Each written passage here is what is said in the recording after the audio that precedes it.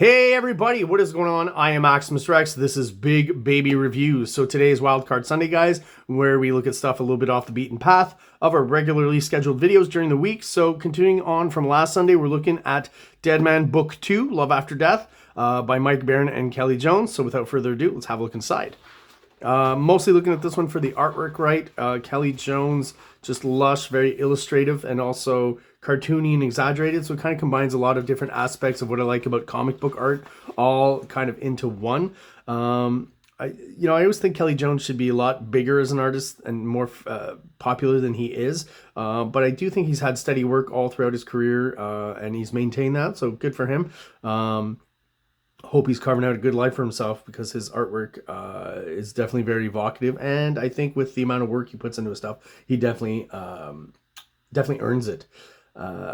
So the storyline again is basically, Deadman encounters, I guess, what you would call a haunted circus, and the antagonists in this series are basically all kind of the different freak show characters that you can encounter in one of these. So he's got like this lion zombie thing here with the bones sticking out, which I think is just an interesting choice. Not something I've seen a lot in comics, and just kind of makes it weird and gross. Kelly Jones is definitely a very talented horror artist, and he definitely works a lot of his horror chops into the series, which makes sense, right?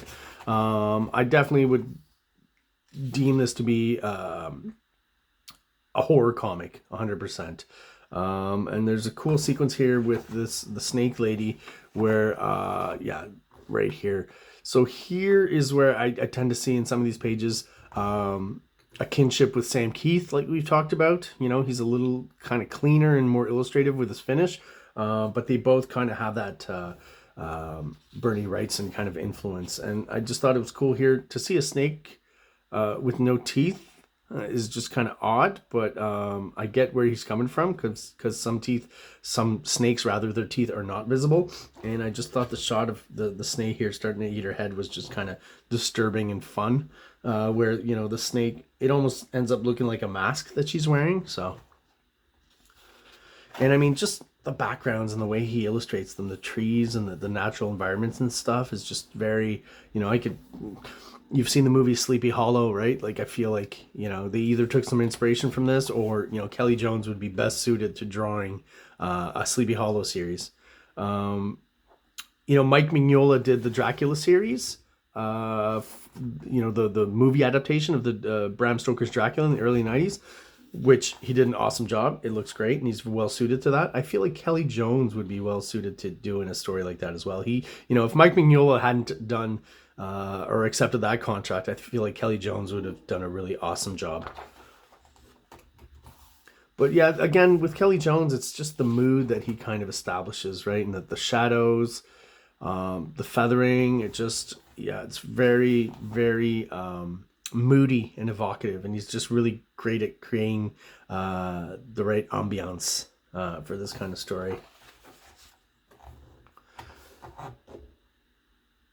Yeah, just the way he uses, like, again, I've talked about this probably last review, but it's a combination of cartooning and drawing from memory and using reference pictures. There's shots sometimes where I feel like these two not referencing the same person at all, and sometimes there's a lack of consistency in Kelly Jones comics with the character looking like themselves, but I kind of look over that. A lot of artists do that as well. I've mentioned Todd McFarlane, right?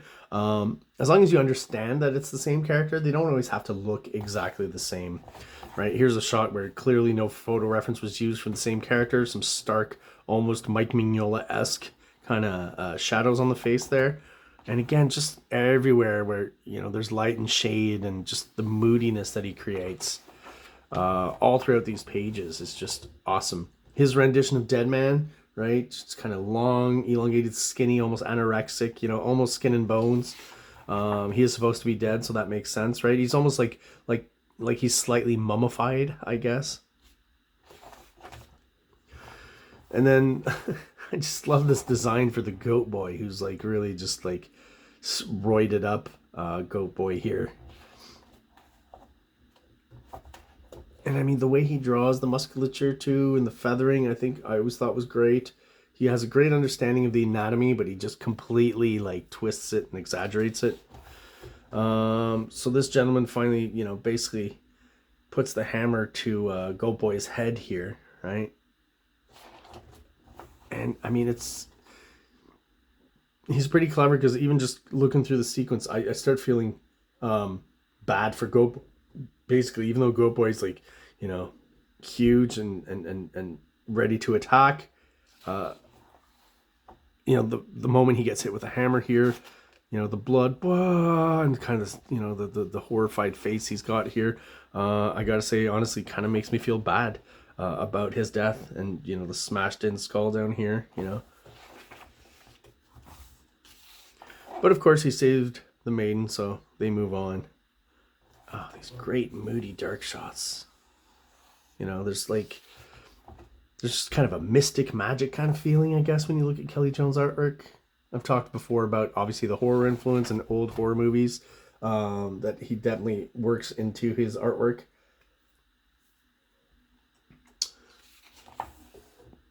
Beautiful. Look at all this stuff.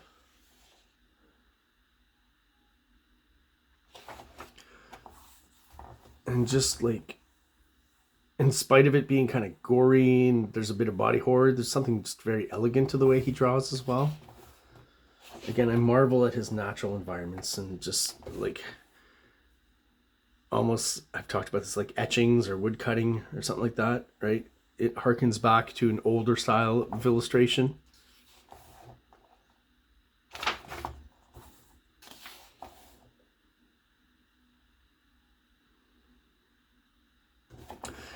Didn't mention screen tone.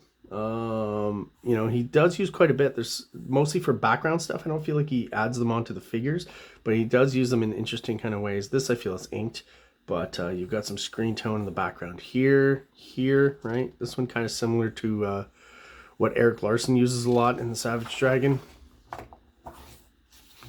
And just, yeah, the way he twists up the Deadman anatomy, I think is just amazing. Very cool and cartoony again. You know, maybe on these shots we kind of see a little bit more of that kinship with Sam Keith, and just more of that evocative background. See these clouds here, the lines adding in, really giving that sense, that look of old school etchings. And then when you get a page like this, right, you probably see the inspiration from Bernie Wrightson. If you look at his Frankenstein illustrations, which are insane, I wouldn't say the level of detail is quite up to that level, but I feel like some of the inspiration here comes from some of those Frankenstein illustrations that Wrightson did.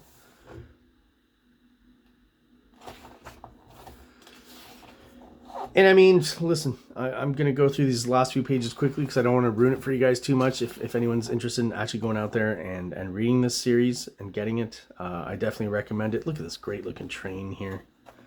And I mean, I don't know if anyone here has ever tried to draw a train. I mean, I haven't, and I imagine you would need photo reference, and it's pretty complicated. And I think he pulls it off really well here. Even these extra little bits hanging off the side, and these, you know, piping and stuff, I think looks great. And you might think this is like an artistic flourish, but you know, I've seen some old trains from the late 1800s and they kind of look like this. You know, I forget where it was. I think it was in Sacramento possibly. I saw this old train.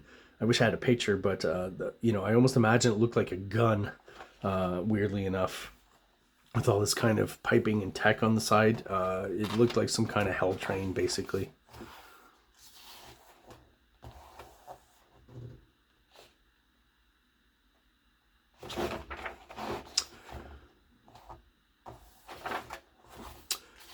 So yeah, listen, there's not much more I can say about this artwork. You know, going through these next few pages, we're getting more of the same. I don't feel like he's losing any steam, no deadline issues. The artwork is consistent all the way throughout, beautiful and lush. So really my main reason for going through this series is not to sell it too much as far as the storyline and stuff, and give too much away here in the review. I think it's a great series and the art is very evocative. So I encourage everyone out there who's into Kelly Jones. You can probably still find this for a really decent price. So go out there and find it and enjoy reading Deadman by Kelly Jones. So there you go, guys. This last illustration too in black and white to see all like kind of line work and stuff. Just amazing.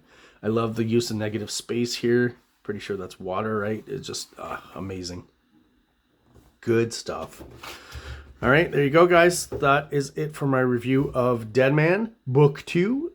If you are subscribed and you're still watching, thank you so much. I appreciate the loyalty. If you are watching but are not subscribed, please do so below. It only takes a quick second to hit the button, and it really helps the channel out, helps us grow, helps get us out there to other people who are into comics just like we are. So everyone out there, thank you so much for watching, and have an awesome day. King Comics presents Big Baby, Volume 1, Issues 1 to 13, 204 pages of story and art. King Comics also presents Star Crasher one-shot, 32 pages, cosmic sci-fi surrealist adventure. You can find these fine comics at KingComics.CA, at MaximusRex13 on Instagram, or on Facebook, MaxRex or Big Baby. Like!